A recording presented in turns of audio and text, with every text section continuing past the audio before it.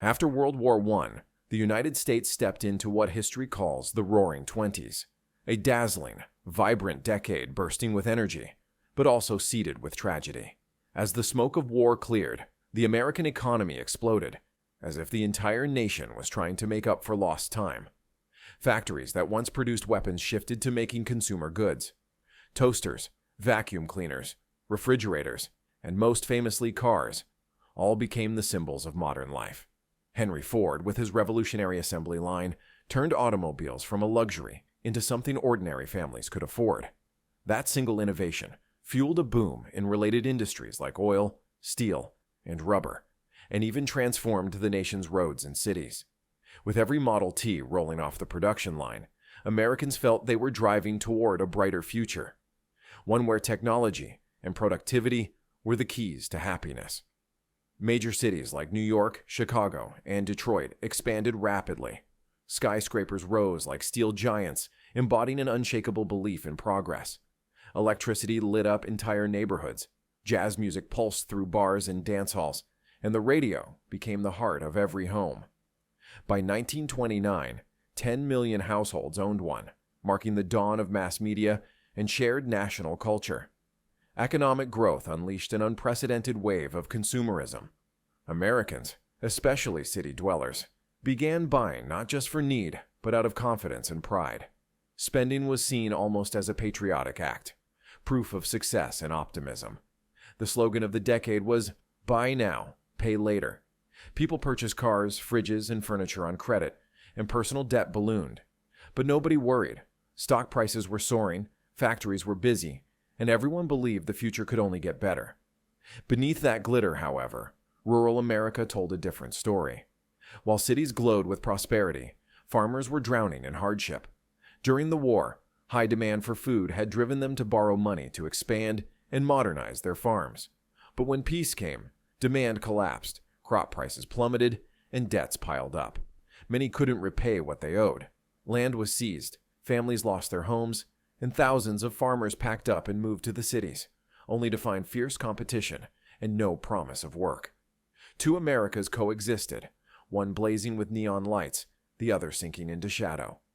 Meanwhile, the stock market was burning white-hot with speculative frenzy. Between 1924 and 1929, the Dow Jones Index quadrupled. Everyone, businessmen, clerks, even street vendors, wanted to become investors. Margin trading became the rage, borrowing money to buy stocks. With just a few $100s, people could control shares worth thousands, believing profits would keep climbing forever. Companies created complex holding corporations to attract investors, but many of these were empty shells, financial bubbles with little real value. Some economists, notably Roger Babson, warned, "What goes up too fast will surely come down." But in those euphoric years, no one wanted to listen. The newspapers sang praises of a new era, an age in which recessions were said to be gone forever. The whole system was a house of cards, waiting for a single gust of wind. Then came that fateful day, Black Tuesday, October 29th, 1929. In a single day, the U.S. stock market lost $14 billion, more than $200 billion in today's money. Millions of shares were dumped in panic. Prices plunged uncontrollably. Investors who had felt invincible just weeks earlier were now desperate, calling brokers, begging to sell. Margin calls came crashing down. Demands for borrowed money to be repaid instantly, wiping out fortunes overnight. The scene on Wall Street was chaos.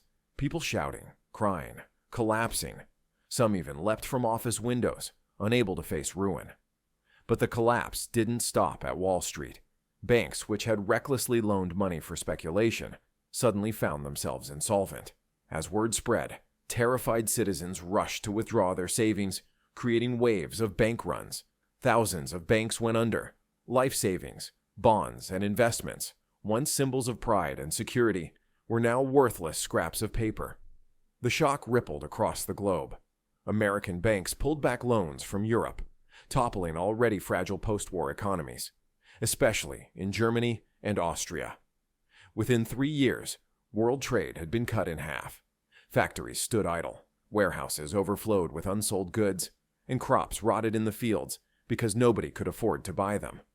This was no longer a financial crisis. It was the Great Depression, the deepest economic disaster in modern history. In the early 1930s, America was plunged into a waking nightmare. Unemployment soared to 25% by 1931. 1 out of every 4 workers had no job. In Detroit, the heart of the automobile industry, production fell by 75%. Silent factories lined the streets as thousands of men queued up in bread lines. Long rows of people waiting for free soup or bread, hats in hand, eyes hollow with hunger. Those images became the defining symbol of the era. Suicide rates climbed sharply, while marriage and birth rates plummeted. Few dared dream of raising families in such despair. Many parents sent their children to orphanages, unable to feed them. And just when it seemed things couldn't get worse, nature turned cruel. Across the Great Plains, decades of over-farming had stripped the soil bare. A relentless drought swept through, and the land turned to dust. Then came the Dust Bowl, storms so fierce that skies turned black at noon, and dust seeped through every crack in homes. Entire farms vanished beneath the wind-blown earth. Livestock suffocated, crops withered, and millions of families packed what they could onto old trucks and set out for California, chasing the promise of work. But for most, hope turned to heartbreak. Jobs were scarce, pay was miserable, and resentment toward Okies, the desperate migrants, ran high. The Great Depression was no longer an economic statistic. It was a human tragedy. In the midst of darkness and despair spreading across America, President Herbert Hoover's administration appeared powerless. Hoover was a firm believer in the power of the free market. He thought that the economy, like a human being, should heal itself. He feared that government intervention would weaken what he called the American spirit of self-reliance. So instead of offering direct relief to the starving, he launched small-scale projects, like building the Hoover Dam, hoping that jobs would ripple out and revive the economy. But those efforts were like a drop of water in the desert, far too little for a nation drowning in misery.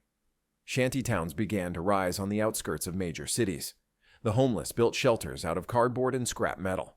People mockingly called them Hoovervilles, a bitter jab at the president himself. The poor wrapped themselves in old newspapers for warmth, calling them Hoover blankets. And when they turned their empty pockets inside out, the flapping fabric was called a Hoover flag, the symbol of hopelessness. But poverty wasn't the only crisis. America was also boiling with social unrest. In 1932, tens of thousands of World War I veterans marched to Washington, D.C., forming what became known as the Bonus Army. They demanded the war bonuses the government had promised but delayed paying. They built camps in the Capitol, waiting for justice. Instead, Hoover ordered the military, led by General Douglas MacArthur, to drive them out using tanks and bayonets. The sight of veterans, once heroes of the nation, being beaten and gassed by their own army, shocked the public. Whatever faith remained in the old government evaporated overnight. Amid the chaos, socialism and communism began to spread, especially among workers desperate for fairness and change. At the same time, America witnessed the rise of outlaws, people like John Dillinger, Bonnie and Clyde, who became rebellious legends. To many poor Americans, they weren't just criminals. They were modern-day Robin Hoods striking back at the banks, which were widely blamed for the country's ruin. By the time the 1932 election came around, the nation was starving, not just for food, but for hope. That hope arrived in the form of Franklin Delano Roosevelt, FDR, the governor of New York, who spoke with calm strength and confidence. His message was simple, but powerful. The only thing we have to fear is fear itself. When he took the oath of office in 1933, he declared that America must act boldly and swiftly as we would in a time of war. Almost immediately, Roosevelt launched a sweeping series of programs and reforms collectively called the New Deal. His goal wasn't just to rebuild the economy. It was to restore faith in the American future. The first priority was jobs. The Civilian Conservation Corps, CCC, put millions of young men to work planting trees, building bridges, and creating national parks. The Works Progress Administration, WPA, followed, employing millions more, from construction workers to writers, musicians, and painters. These programs didn't just rebuild roads, schools, and bridges. They rebuilt morale. For the first time in years, Americans could earn wages again, and with it, a sense of dignity. One of the New Deal's most ambitious projects was the Tennessee Valley Authority, TVA, which built a network of hydroelectric dams along the Tennessee River. This massive effort brought electricity to poor rural areas, controlled floods, improved navigation, and created tens of thousands of jobs. Regions that had once been dark and isolated were now glowing with light, literal proof that government action could change lives. Alongside these public works, FDR pursued financial reform to ensure such a disaster would never happen again. In 1933, he created the Federal Deposit Insurance Corporation, FDIC, guaranteeing that citizens would not lose all their savings if a bank collapsed. That same year, the Securities and Exchange Commission, SEC, was established to oversee the stock market and force companies to report their true financial status. These measures helped restore trust in the financial system, which had been shattered since 1929. Perhaps Roosevelt's greatest legacy was the Social Security Act of 1935. For the first time in U.S. history, the government took responsibility for the welfare of its citizens, providing support for the elderly, the unemployed, and the disabled. It was a revolutionary idea. Americans had long believed in rugged individualism, that each person should take care of themselves. Now they began to understand that sometimes society must stand together. But Roosevelt didn't stop with economics. He also recognized the healing power of art and culture. Through the Federal Arts Project, thousands of artists, photographers, and writers were hired to document and express the reality of Depression-era America. One of the most iconic results was the photograph Migrant Mother by Dorothea Lange, capturing a mother's weary but unbroken face amid the Dust Bowl, an image that came to define the human cost of the Great Depression. Meanwhile, Hollywood offered the nation an escape from pain. Films like The Wizard of Oz and Gone with the Wind weren't just entertainment, they were therapy, inviting people to dream of color and hope amid gray reality. Radio, once a luxury of the Roaring Twenties, became a powerful tool of connection. FDR's fireside chats, his calm, conversational talks broadcast directly into people's homes, reassured a frightened nation. His steady voice made Americans feel that their president was sitting right there beside them, explaining, guiding, caring. Roosevelt's policies didn't transform the economy overnight, but they worked. Gross domestic product began to rise, unemployment began to fall, and most importantly, confidence returned.